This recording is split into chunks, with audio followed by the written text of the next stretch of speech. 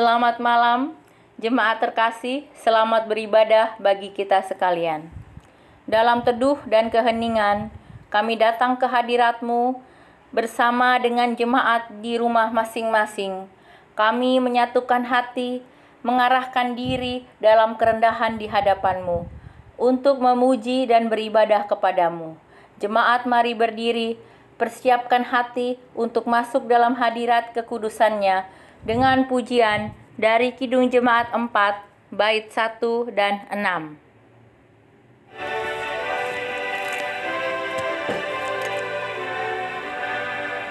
Hai mari sembah yang maha besar, nyanyikan syukur dengan bergema, perisai umatnya yang maha esa, mulia namanya, tahtanya megah.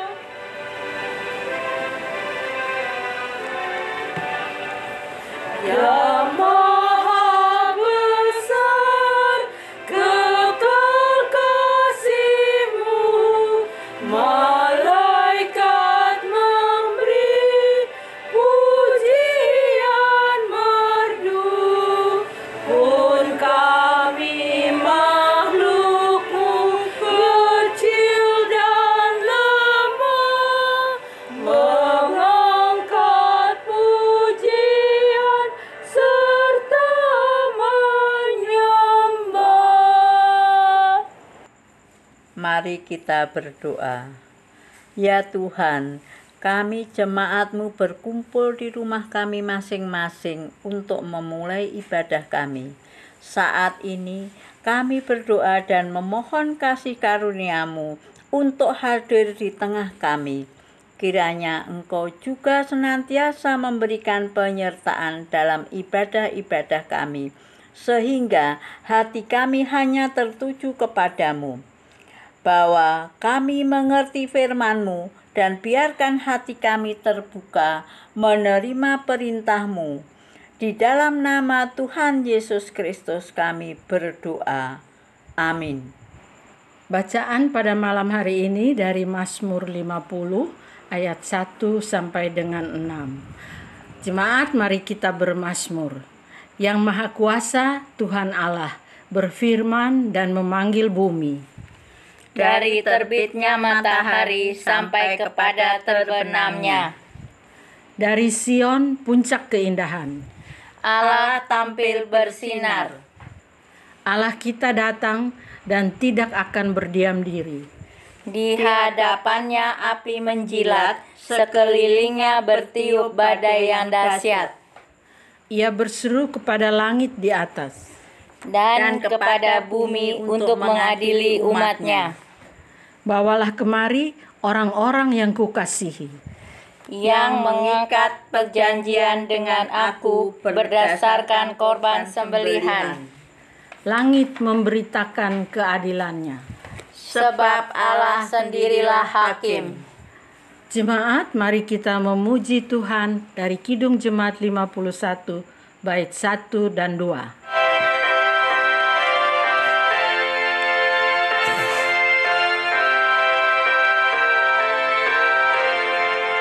Kitab suci hartaku, tak ternilai hargamu, oleh-Mu terungkaplah siapaku sesungguhnya.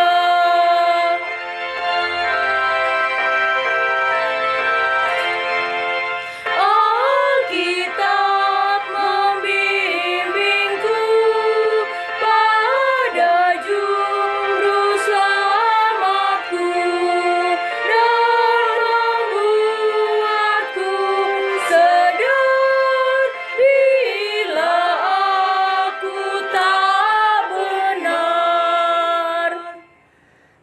Ibu, sebelum kita membaca firman Tuhan, baiklah kita berdoa mohon pimpinan Roh Kudus. Marilah kita berdoa. Allah Bapa yang baik, terima kasih untuk berkat Tuhan yang begitu indah kepada kami. Bapa memelihara kami sampai saat ini setelah kami melaksanakan tugas panggilan kami melalui pekerjaan kami, melalui kegiatan-kegiatan kami yang kami lakukan di siang hari tadi. Terima kasih ya Tuhan. Tuhan juga mengumpulkan kami di malam hari ini di ibadah rumah tangga tanggal 14 Oktober, hari Rabu, hari ini. Tuhan, ajarlah kami untuk mau mendengar firman Tuhan, mengerti kekayaan firman Tuhan yang menjadi suluh bagi kehidupan kami. Kuasailah hati kami ya Bapa, dengan Roh-Mu yang kudus, agar kami bisa mengerti firman Tuhan yang Tuhan urapi pada malam hari ini. Bapa, berfirmanlah, anak-anak-Mu mendengar. Amin. Pembacaan Alkitab.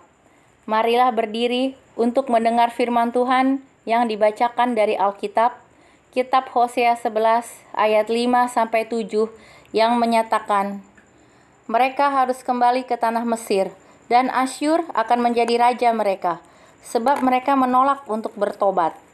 Pedang akan mengamuk di kota-kota mereka, akan memusnahkan palang-palang pintu mereka, dan akan memakan mereka di benteng-benteng mereka. Umatku betah dalam membelakangi aku. Mereka memanggil kepada Baal dan berhenti meninggikan namaku. Demikian pembacaan Alkitab. Berbahagialah setiap orang yang mendengar firman Tuhan dan melakukannya. Terpujilah Tuhan Yesus. Haleluya. Haleluya, haleluya, nama Tuhan terpujilah. Haleluya, haleluya, nama Tuhan terpujilah. Shalom Bapak, Ibu, Saudara-saudari yang Tuhan Yesus kasihi. Pembacaan kita pada malam hari ini adalah dari Hosea 11 ayat 5-7. Yang artinya dihukum karena dosa. Bacaan kita malam ini tentang hukuman ya saudara-saudari. Bangsa Israel atau disebut bangsa Israel Utara pada waktu itu, atau disebut juga Efraim, karena nama Efraim itu diambil karena suku yang paling terbesar, suku dari 12 suku dari keturunan Yakub. Nah, suku yang terbesar adalah Efraim. Jadi Israel Utara kadang disebut Efraim, kadang juga disebut Israel saja. Nah, karena dosa mereka, bangsa Israel di ayat 5 akan dikembalikan ke tanah Mesir, ya, di bawah Raja Asyur. Nah, mengapa? Mengapa kok dikembalikan ke tanah Mesir? Kita tahu pada waktu dulu tanah Mesir itu Israel tinggal di sana, mereka dijadikan budak ya. Jadi mereka nanti akan dikembalikan jadi budak lagi. Jadi tidak ada keselamatan di situ ya. Nah, mengapa? Karena mereka sebenarnya tidak mau bertobat. Kalau Bapak Ibu kembali membacanya di ayat 5, bahwa mereka tidak mau bertobat dari dosa-dosa mereka. Mereka tahu mereka berdosa, tetapi mereka tidak mau bertobat. Mengapa tidak mau bertobat? Karena keangkuhan. Itu ya bahaya ya kalau keangkuhan mereka. Dan pemujaan. Jadi keangkuhan dan pemujaan mereka terhadap apa yang mereka miliki, membuat mereka melawan peringatan-peringatan Allah melalui Nabi Hosea. Inilah akar dari ketidaksetiaan bangsa Israel kepada Allah. Nah, kalau kita lihat Nabi Hosea, mengapa Nabi Hosea ini menggebu-gebu menyuarakan nubuat Allah kepada bangsa Israel sampai 3 kali lipat? Artinya 3 kali 3, 9 kali, berulang-ulang kali. Nabi Hosea benar-benar menyuarakan suara Allah. Ya, apa yang Nabi Hosea suarakan? ada 3 hal. 1. Allah membenci dosa. 2. Ada penghakiman atau ada penghukuman atau ada pembalasan Allah kepada bangsa Israel karena bangsa Israel tidak setia. 3. Allah tetap setia, walaupun Allah menghukum, tetapi Allah tetap setia. Nah, kembali kepada Nabi Hosea. Kenapa Nabi Hosea itu bersemangat?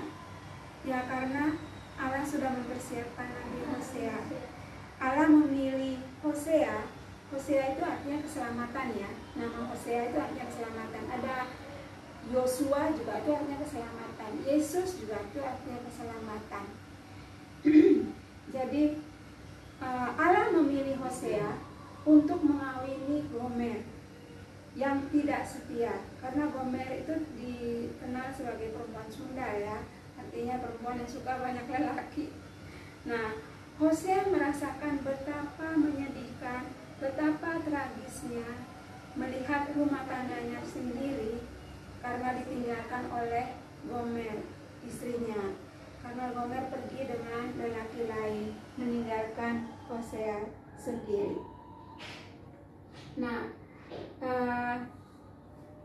kalau di zaman sekarang itu namanya selingkuh ya. Kalau di zaman sekarang, hikmat dunia, kalau ada pria atau wanita, istri atau suami yang selingkuh, pasti sudah ada perceraian di situ ya, ada cerai. Tetapi tidak dengan Hosea.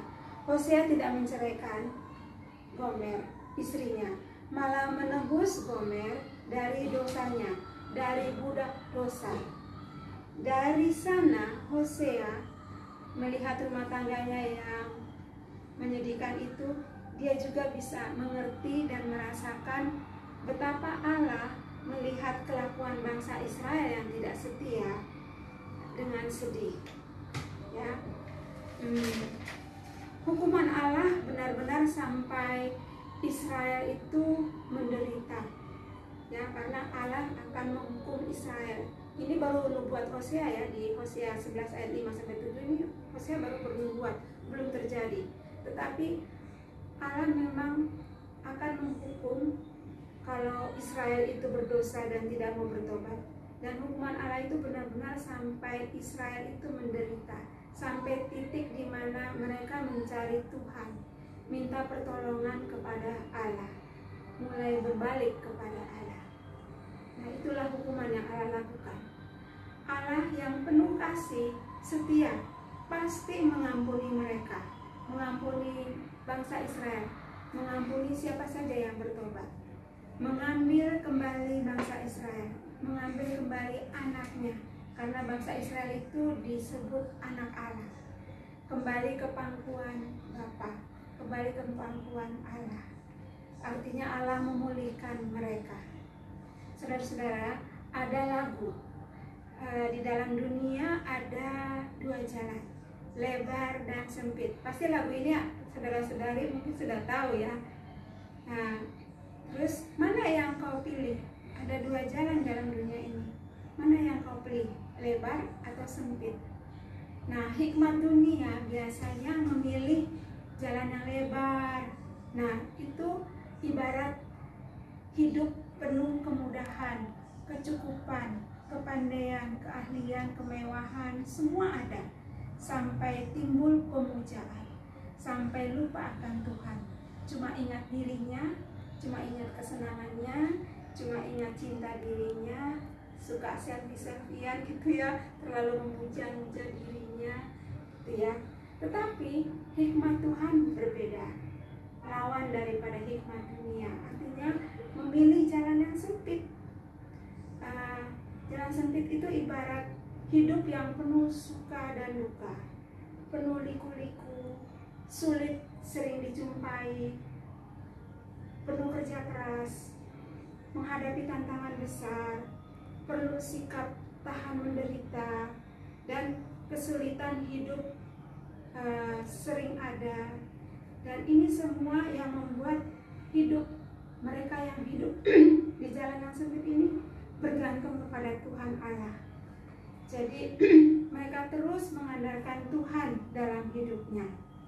Nah, Bapak Ibu, saudara-saudari yang Tuhan Yesus kasihi, ini adalah peringatan bagi kita semua. Jangan seperti Israel. Israel kelihatannya dari luar itu hidup makmur ya, maju dia, bangsanya maju, tetapi di dalamnya mereka korupsi moral dan perzinahan ya. Jangan seperti mereka, oke? Hati-hati bila hidup kita sudah enak. Jangan kita melupakan Tuhan, karena Tuhan Yesus Kristus sudah menebus dosa-dosa kita yang sekarang dan yang akan datang. Jadi jangan sekali-kali kita melupakan Tuhan atau membelakangi Tuhan, seperti ayat yang kita sudah baca ya di Hosea 11 ayat 5-7 itu. Jangan, tetap kita setia kepada Tuhan, karena Tuhan adalah sumber berkat, pemberi berkat. Dan kalau kita sudah menerima berkat, jangan kita ingat diri kita sendiri, tapi ingat orang lain. Ingat orang yang susah, ingat orang yang sakit, yang sendiri, mungkin yang tersesat. Kita ingat, jangan kita jauhi mereka, tapi kita rangkul mereka. Ya, kita diminta untuk menjadi saluran berkat, menjadi pembawa damai di dunia ini. Tetaplah setia kepada Tuhan. Bila suatu waktu kita sudah hidup baik-baik, tapi bila kita melakukan kesalahan atau kebodohan atau jalan yang sesat, jangan kita malu untuk kembali ke jalan Tuhan. Jangan kita merasa sombong untuk kembali kepada Tuhan, atau jangan kita menutup-nutupi dengan kompensasi melakukan hal yang baik, tetapi hati kita sebenarnya belum bersih atau belum bertobat. Jangan kita mengeraskan hati kita. Jangan kita gengsi karena dilihat orang lain kita jadi malu atau kita jadi gengsi. Atau jangan juga kita mengambil jalan pintas.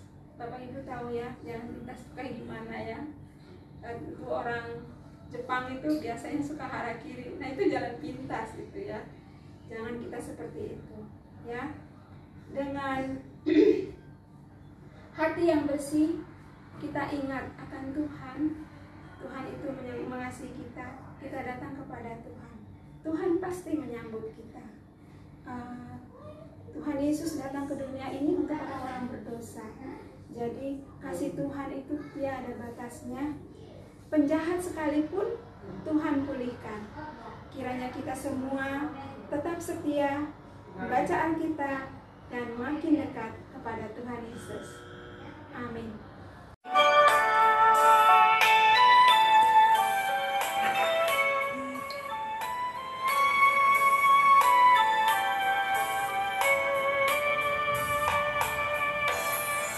Hidupku disentuh oleh kasih Tuhan, dengan cara ajaib ku disentuhnya. Giranglah hatiku walau aku cemas, ku disentuh oleh kasih-Nya. Kasih besar Tuhanku menyentuh hidupku, lebih besar dari kasih yang dunia beri. Seluruh hidupku ku memuji Tuhan, ku disentuh oleh kasih-Nya. Saudara-saudari yang Tuhan Yesus kasihi, mari kita bersatu di dalam doa syafaat. Kita berdoa. Ya Tuhan, ya Allah Bapa yang Maha Kuasa, terima kasih ya Tuhan untuk berkat Tuhan yang kami sudah dengar, firman Tuhan yang kami sudah dengar. Kami mengucap syukur atas peringatan Tuhan melalui bacaan yang kami sudah baca lewat Hosea. Bapa, kiranya Bapa mau mengajar kami untuk mengerti kasih sayang Tuhan, untuk menjadi setia kepada Tuhan, dan ajarlah kami untuk lebih memuliakan Tuhan daripada kegiatan-kegiatan ibadah kami. Bapa juga kiranya memberkati kami dengan Roh-Mu yang kudus dalam kehidupan kami sehari-hari. Pimpinlah kami terus ya Bapa, walaupun dalam tantangan, cobaan atau kesenangan, kenikmatan dunia, kami tetap berpegang kepada Tuhan Yesus. Bapa, kami juga berdoa bagi pemerintahan kami. Tolonglah para pemimpin kami, mereka bisa memimpin dengan bijak dan mereka bisa melalui pergumulan yang mereka hadapi lewat pergumulan politik, pergumulan ekonomi, dan juga kesehatan. Tuhan, pimpinlah kami, teristimewa pemimpin-pemimpin kami, agar semua pergumulan ini bisa dilalui lewat pertolongan Tuhan saja. Bapak juga kiranya memberkati GPIB secara keseluruhan. Bapak berkati GPIB akan merayakan hari ulang tahun GPIB. Berkati kami semua jemaat GPIB. Kami boleh menjadi saksi Injil di mana kami berada, dan mereka yang berada di sekitar kami boleh merasakan kasih sayang Tuhan, damai sejahtera lewat kesaksian yang kami lakukan. Bapak juga kiranya memberkati kami dalam kehidupan kami sehari-hari. Tolonglah kami agar kami bisa menjadi lilin dan garam dan terang di dalam kehidupan kami. Bapak juga kiranya menyertai kami dalam istirahat kami malam hari ini. Kami boleh istirahat dengan baik. Besok pagi kami boleh mendapatkan kekuatan yang baru, dan kami boleh menjalankan tugas kami kembali dengan pertolongan Tuhan. Bapak, banyak hal yang kami mohon, namun kami percaya Bapak mengetahui isi hati kami. Kami berdoa hanya di dalam nama Tuhan Yesus Kristus yang adalah juru syafaat kami. Kami berdoa dan mengucap syukur. Amin. Pengucapan syukur. Marilah kita mengungkapkan syukur dengan hati, mulut, dan tangan kita, serta mengingat pesan dalam Alkitab yang tertulis di Mazmur 50 ayat 14 yang menyatakan, "Persembahkanlah syukur sebagai korban kepada Allah dan bayarlah nazarmu kepada Yang Maha Tinggi." Tuhan memberkati saudara dan persembahan saudara. Marilah jemaat menyanyi dari Kitab Bakti 87 bait pertama, "Aku bersyukur padamu."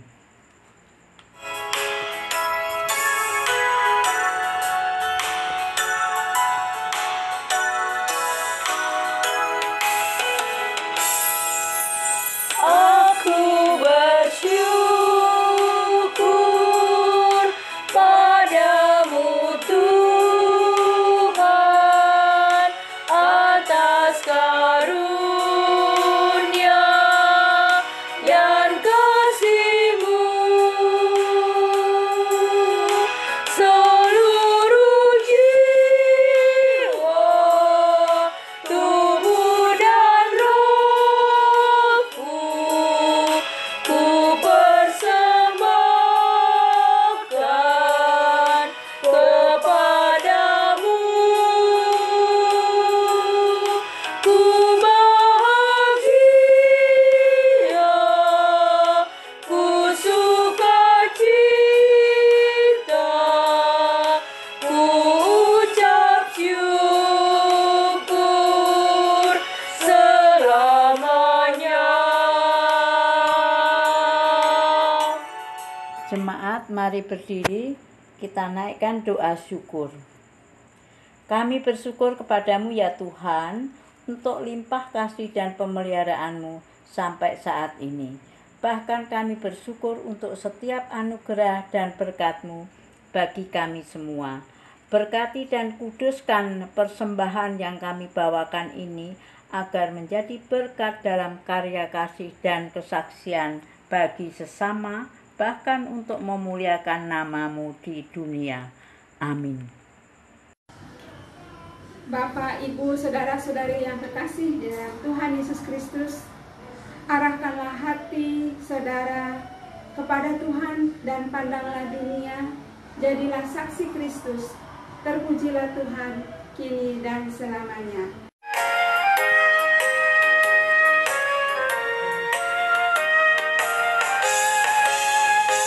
Firman Tuhan sudah kau dengar, laksanakan dalam hidupmu. Firman Tuhan hendaklah kau sebar pada orang di sekelilingmu. Hai, pergi segera, Tuhan utus dirimu, wartakan karya kasih-Nya. Roh Kudus menolongmu dan memimpin langkahmu. Majulah tetap teguh. Terimalah berkat Tuhan. Anugerah Allah Bapa dan kasih karunia Tuhan Yesus Kristus, persekutuan Roh Kudus, kiranya menyertai kita semua, sekarang dan selama-lamanya. Amin.